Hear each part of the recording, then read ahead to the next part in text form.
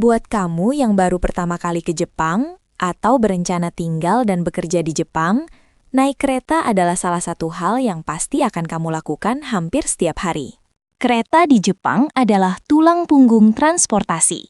Cepat, tepat waktu, bersih, dan jaringannya sangat luas. Tapi di sisi lain, sistem kereta di Jepang juga bisa terasa sangat membingungkan, terutama untuk pemula. Banyak orang yang kaget karena satu stasiun bisa punya banyak jalur, banyak perusahaan kereta, dan banyak jenis kereta. Salah naik jalur sedikit saja, kamu bisa berakhir jauh dari tujuan.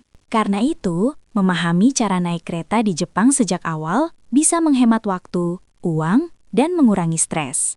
Hal pertama yang perlu kamu pahami adalah bahwa di Jepang, kereta tidak hanya dioperasikan oleh satu perusahaan. Ada JR, ada kereta swasta, dan ada subway milik pemerintah kota. Di kota besar seperti Tokyo dan Osaka, satu stasiun bisa dilayani oleh beberapa perusahaan sekaligus. Inilah yang sering membuat pemula bingung. Untuk memudahkan, hal terbaik yang bisa kamu lakukan adalah menggunakan kartu IC seperti Suica, Pasmo, atau ICOCA. Kartu ini adalah kartu elektronik yang bisa kamu tap untuk masuk dan keluar stasiun tanpa harus beli tiket kertas setiap kali naik kereta. Dengan kartu IC, kamu tidak perlu pusing memikirkan harga tiket setiap perjalanan, karena sistem akan otomatis memotong saldo sesuai jarak perjalanan. Kartu IC bisa dibeli di mesin tiket atau di counter stasiun. Biasanya kamu akan membayar biaya awal yang terdiri dari saldo dan deposit kartu. Setelah itu, kartu bisa diisi ulang kapan saja di mesin yang tersedia di stasiun, minimarket, atau mesin khusus. Kalau kamu tidak pakai kartu IC dan ingin beli tiket kertas, kamu harus melihat peta jalur di atas mesin tiket. Di peta tersebut akan ada nama-nama stasiun dan angka yang menunjukkan harga tiket ke stasiun tersebut. Kamu harus mencari stasiun tujuanmu, lihat harganya, lalu membeli tiket dengan nominal yang sesuai. Setelah punya tiket atau kartu IC, kamu masuk ke gate otomatis. Untuk kartu IC, cukup tap kartu di mesin. Untuk tiket kertas, masukkan tiket ke mesin, lalu ambil kembali tiket yang keluar di sisi lain. Jangan lupa, tiket ini akan dibutuhkan lagi saat keluar di stasiun tujuan. Di dalam stasiun, kamu akan melihat banyak papan petunjuk. Biasanya, ada petunjuk dalam bahasa Jepang dan Inggris, terutama di kota besar. Perhatikan nama jalur, arah tujuan, dan nomor peron. Jangan hanya lihat nama perusahaan kereta, tapi juga lihat arah kereta, karena satu jalur bisa melayani dua arah yang berbeda. Salah satu kesalahan paling umum pemula adalah salah naik kereta ekspres. Di Jepang, ada berbagai jenis kereta seperti lokal, rapid, express, dan limited express. Kereta lokal berhenti di semua stasiun. Kereta rapid dan ekspres melewati beberapa stasiun.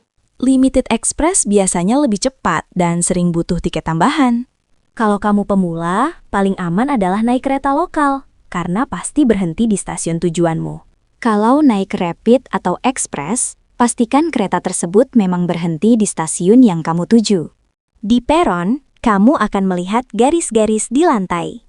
Garis ini menunjukkan tempat antre dan posisi pintu kereta saat berhenti. Di Jepang, orang sangat disiplin dalam mengantre. Berdirilah di garis antre, jangan menghalangi pintu, dan biarkan penumpang turun dulu sebelum kamu naik. Di dalam kereta, ada etika yang perlu diperhatikan. Usahakan tidak berbicara keras, tidak menerima telepon, dan tidak memutar suara dari ponsel tanpa earphone. Kursi prioritas disediakan untuk lansia, ibu hamil, dan penyandang disabilitas. Walaupun kursi itu kosong, kamu sebaiknya siap memberikan tempat duduk jika ada yang membutuhkan. Kalau kamu membawa koper besar, usahakan tidak menghalangi jalan. Di jam sibuk, kereta bisa sangat penuh.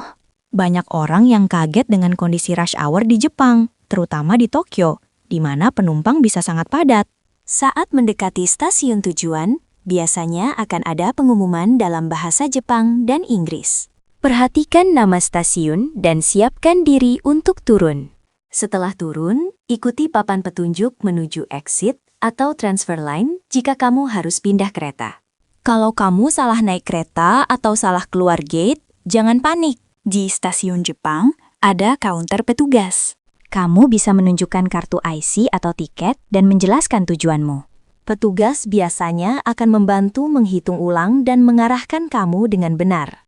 Aplikasi seperti Google Maps sangat membantu di Jepang. Google Maps biasanya sangat akurat untuk kereta Jepang, termasuk jadwal, nomor peron, dan waktu transit. Mengandalkan aplikasi ini bisa mengurangi resiko salah jalur. Dengan terbiasa, naik kereta di Jepang justru akan terasa sangat mudah dan menyenangkan. Sistemnya memang terlihat rumit di awal, tapi sebenarnya sangat logis dan teratur. Bagi pemula, kunci utamanya adalah jangan terburu-buru, baca papan petunjuk dengan teliti, dan jangan malu bertanya jika bingung. Orang Jepang dan petugas stasiun biasanya cukup membantu, terutama jika kamu mencoba berkomunikasi dengan sopan.